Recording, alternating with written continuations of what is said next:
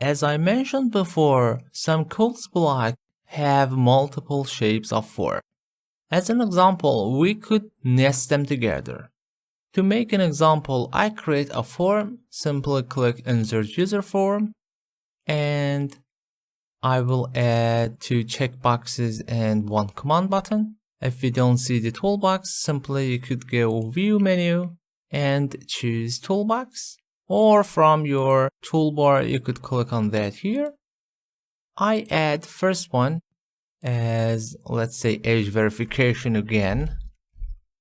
I have at least 18 years. Okay.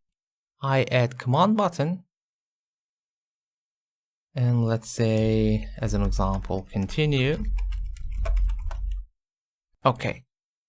You know how we could check if the value of my checkbox 1 it is true.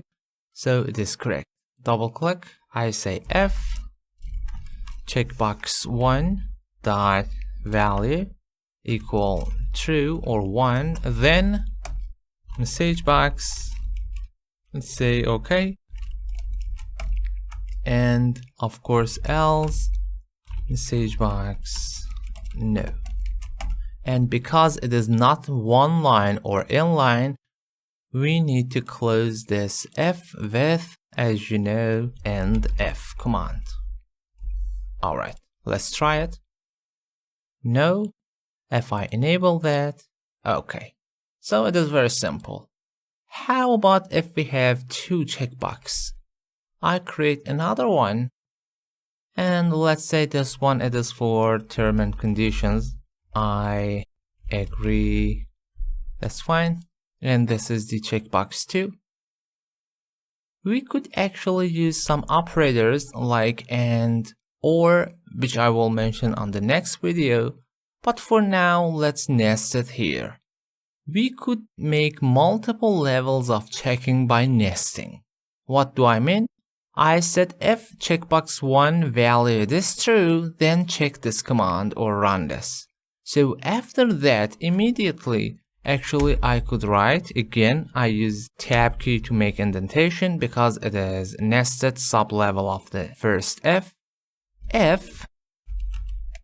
checkbox 2 dot value equal true, again then, so if the checkbox value 1 it is true, and after that checking if the second one already is true, then show me the OK message.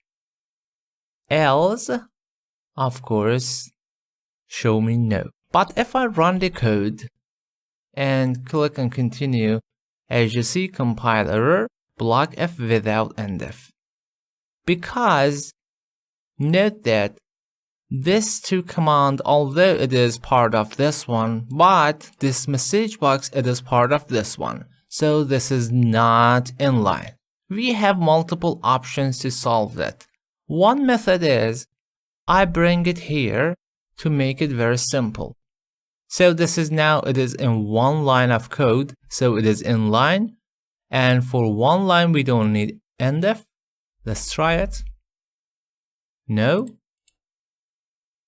Nothing gonna happen. I will say and okay.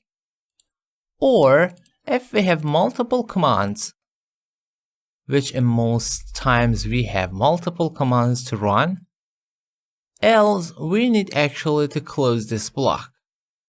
But where we could set the end if, it depends on you, but you know that if the first one it is running and second one it is running, actually this one will end here. And if, don't worry, I will mention and do more practice later on. So this is one block of code, one if, it is nested with this one, and this else of course it is part of this one. Let's try is it working or not. No. Nothing. I will mention again why. And okay. So it is working, but why it is not showing message about only one? Because actually we didn't mention here if it is only one of those it is true. So I could make it more complex. As an example, bring endf here and say else if it is the next one, it is true, and next one it is false, or several conditions. First one it is checked, second one it is not checked, first one not checked, second one checked, and it is getting complex. For this solution, actually we better to use, instead of nesting ifs, use and also or operators, which I will mention on the next video. So let's continue on the next video.